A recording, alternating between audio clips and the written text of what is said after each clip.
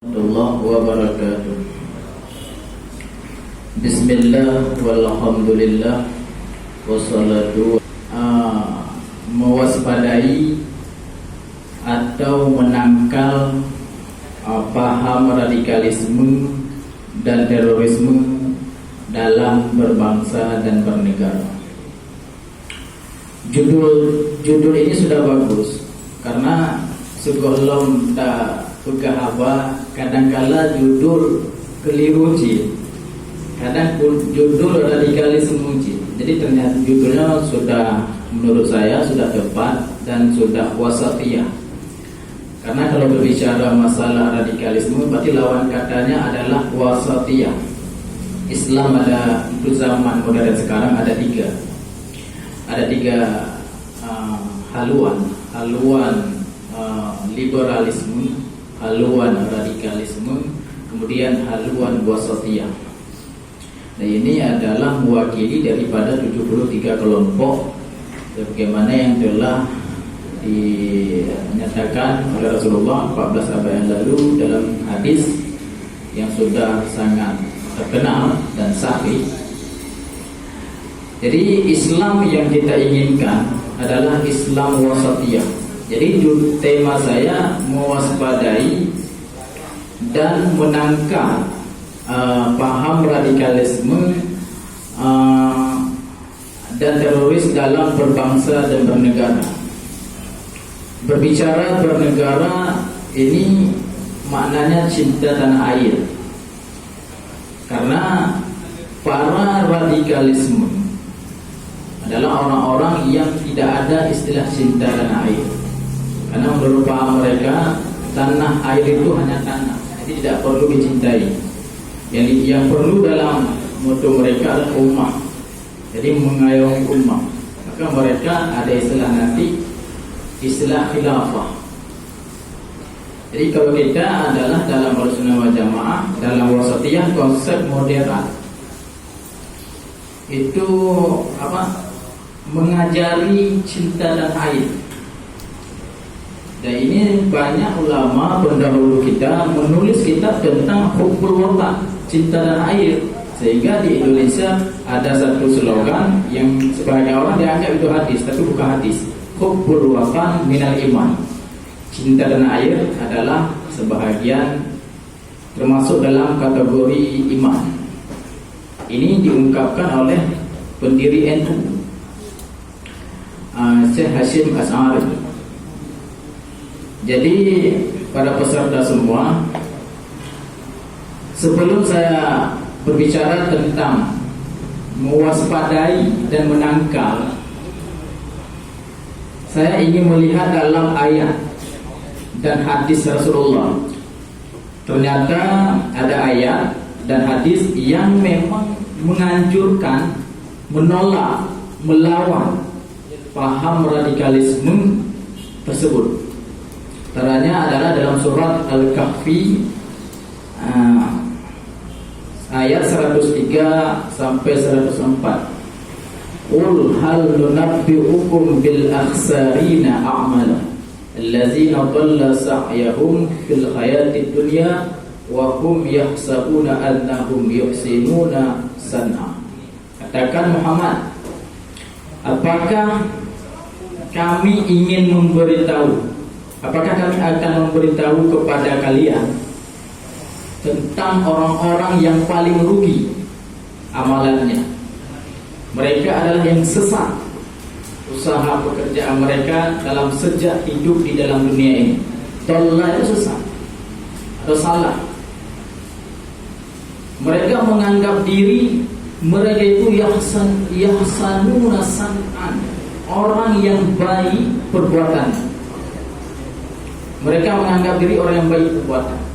Ayat selanjutnya di surah yang lain, Ali Imran ayat 110-nya Allah berfirman, A'udzubillahi minasyaitonirrajim, kuntum khaira ummatin ukhrijat lin-nasi ta'muruna bil ma'rufi wa tanhauna 'anil munkar wa tu'minuna billah.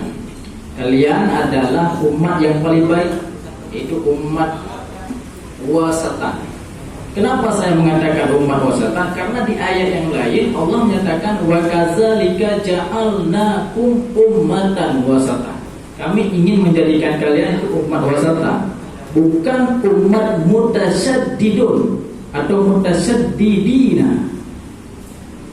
Yang mutasyaddidina itu radikal, atau umat yang terlalu bebas, yang melampaui batas, itu liberal. Jadi yang dimaksud di sini adalah umat khair ummatin, adalah umat wasatan yang diutus untuk manusia menganjurkan yang baik-baik dan mencegah yang mungkar, yang batil.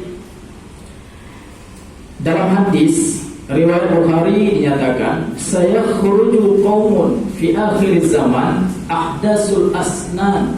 Ini riwayat Bukhari sahih nomor 1 setelah ayat Al-Quran yang nomor 2. Ahdasul asnani sufahaul ahlam yaquluna min qawli khairil bariyah la yujawizu imanuhum khanajirahum yamruquna minad din kama yamruqu sahmu min ramiyah fa aynama laqitumuhum faqtuluhum fa inna fi qatlihim ajran lima qatalahum yawmal qiyamah.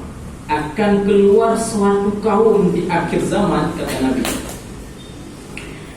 ahdasul asnam, muda-muda, sufahaul ahlam, buruk pemahamannya, salah pemahamannya. Yaquluna minal qaulil khairil bariyah, mereka berbicara dengan ayat hadis. Khairul bariyah itu ayat hadis. La yujawizu imanuhum khanajirahum, iman mereka itu hanya di kerongkongan. Yang meruku minad din, mereka keluar dari agama kama yang meruku sahmu minar ramiyah, seperti keluarnya anak panah dari busur.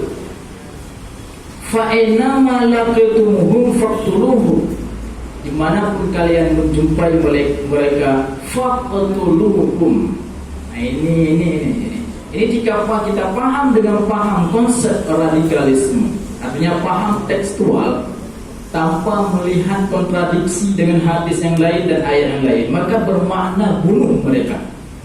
Maka kesimpulannya nanti halal darah mereka. Ini kita mau jadi radikal nanti.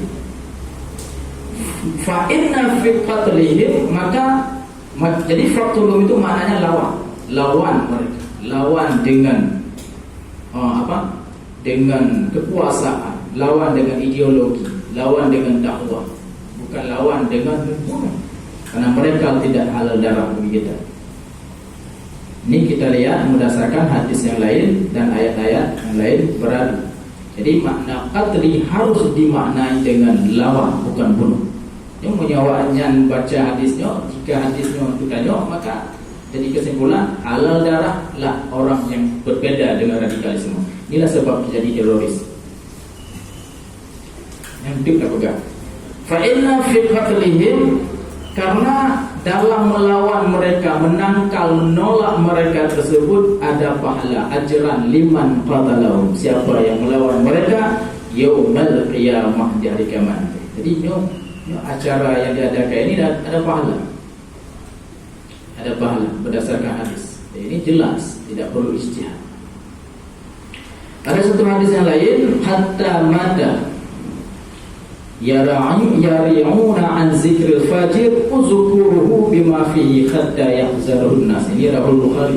Sampai kapan, kata Nabi, kalian itu menyembunyikan daripada menyebut orang-orang yang jahat fajir? Uzkuruhu, sebut saja, bima fihi, dengan apa yang ada pada mereka, hatta yahzarun nas, sehingga manusia bisa waspadai mereka. Ini menolak paham orang yang menyatakan Islam itu tidak ada Islam teroris, tidak ada Islam satu rahmatan lil alamin, benar tapi batil. Kalamul haq yuridu bihal batil, kalam benar tapi yang dikehendaki adalah batil. Kenapa batil? Karena paham teroris itu ada dalam tubuh Islam, karena efek ijtihadnya Islam radikal.